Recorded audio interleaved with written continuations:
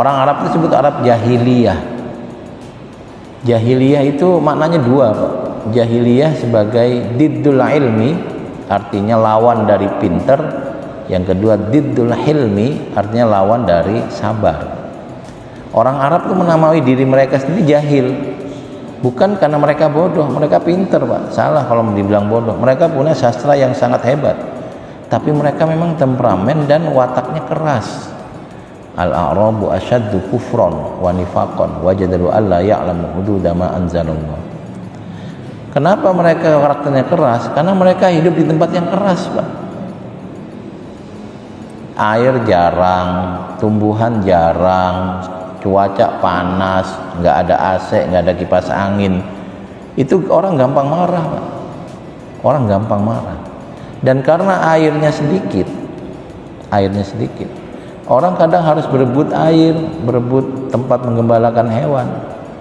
Jadi orang Arab itu menyebut diri mereka jahiliyah, mereka memang menyebut itu. Ada syair yang populer itu. Ini syairnya sebelum Nabi Muhammad lahir, Pak. Ala la yajhalan ahadun alaina fanajhal fawqa jahlil jahilina. Jangan sekali-kali orang jahil pada kami. Karena kalau ada yang jahil, kami lebih jahil dari mereka. Nah, itu bukan orang bodoh, Pak, artinya. Jangan sekali-kali ada orang bodoh karena kami lebih bodoh dari mereka, bukan.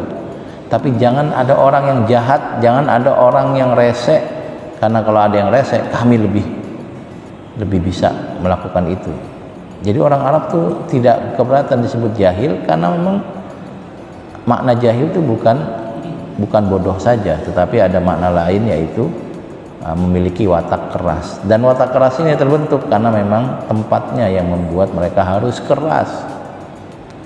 Air tidak gampang, hujan jarang turun, jarang sekali turun, kemudian cuacanya panas. Nah, maka jahiliyah itu sering orang bilang jahiliyah sebagai kebodohan. Ya, kebodohan, kita pun bodoh sebelum ada Islam.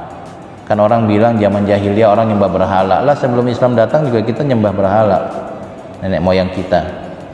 Pas Islam datang kita menjadi bertauhid. Arab juga sama. Karena itu penerjemahan Arab jahil sebagai bodoh nggak tepat. Tapi kan mereka nyembah berhala. Ya, semua bangsa sebelum Islam datang ya beragama menyembah berhala. Ketika sudah ada Islam ya nggak lagi nyembah berhala, gitu kira-kira. Nah, nanti ada tradisi yang juga terjadi, misalnya wa idal mau'udatu su'ilat, direkam oleh Al-Quran. Perempuan kecil atau anak perempuan itu dikubur hidup-hidup. Nah, itu menjadi sebuah kejahatan yang menurut kita itu tidak masuk akal, ya. Kenapa ini terjadi? Balik lagi, Pak. Kondisi Arab itu sangat keras, sangat kering. Jadi mereka itu untuk sekedar minum saja kadang-kadang harus perang. Saya kasih gambaran begini. Taruhlah daerah Sawangan ini airnya udah habis. Di sini ada satu kabilah Sawangan. Udah nggak ada air, orang nggak bisa minum, bayi-bayi nangis. Kemudian kita dengar daerah Bogor misalnya, Bogor kota, di sana ada sumurnya, airnya banyak. Ya kita inisiatif datang ke sana minta air karena anak kita haus, kita juga haus. Sampai di sana kita minta air kepada orang Bogor, boleh nggak kami minta air? Dijawab, air ada, tapi kalau kalian minta nanti habis, nggak mau. Bapak punya uang 10.000, Bapak butuh 10.000 untuk beli obat, ada orang minta, nggak bakal dikasih, Pak, ya. Ini kita lagi mau beli obat 10.000, uang yang kita bawa 10.000.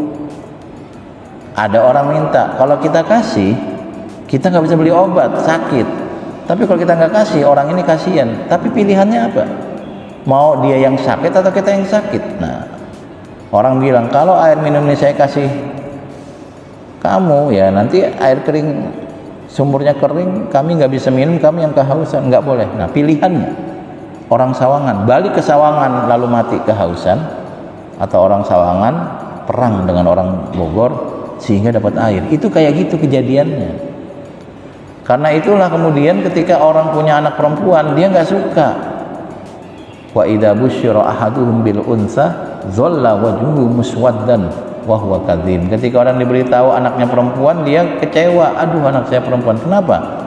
Karena menurut mereka anak perempuan nggak bisa membantu saat perang terjadi. Yang kedua, ini yang penting, Pak. Kalau terjadi perang dan kalah, anak perempuan jadi budak. Jadi budak itu berarti anak perempuan disuruh kerja tanpa digaji, bisa dijual seperti barang, seperti binatang, diperlakukan tidak manusiawi. Sekarang pertanyaannya, orang tua mana yang rela anaknya dijadikan budak? Nggak ada yang rela. Maka pilihannya daripada anak ini jadi budak karena kita kalah perang, udah dari kecil kita matiin saja. Beda kalau anak laki-laki jadi budak, dia nggak akan diganggu seperti perempuan. Kalau perempuan bisa digauli, bisa hamil, laki-laki nggak bisa dilakukan seperti itu. Apakah semua orang Arab melakukan pembunuhan anak bayi? Ya enggak lah, cuma kabilah-kabilah kecil. Kalau kabilah besar nggak mau, mereka tetap menyayangi anak perempuan. Kenapa? Ya kalau anak perempuannya semua dimatiin, mereka kawinnya sama siapa? Nah, jadi pilihan itu diambil bukan karena mereka jahat. Mereka pilihannya ini gimana kalau kabilah kita cuma 200 orang, kabilah di sana 3.000, di sana sampai 14.000. Kalau kita perang paling 2 jam habis. Anak-anak kita jadi budak. Siapa yang rela anak jadi budak? Nggak ada yang rela. Maka anak perempuan dibunuh. Wah, itu kan kejam, Pak. Ya kita pun sekarang melakukan itu, Pak ya. Bapak baca berita ada orang hamil di luar nikah, anaknya dibuang di tempat sampah, sama atau beda itu?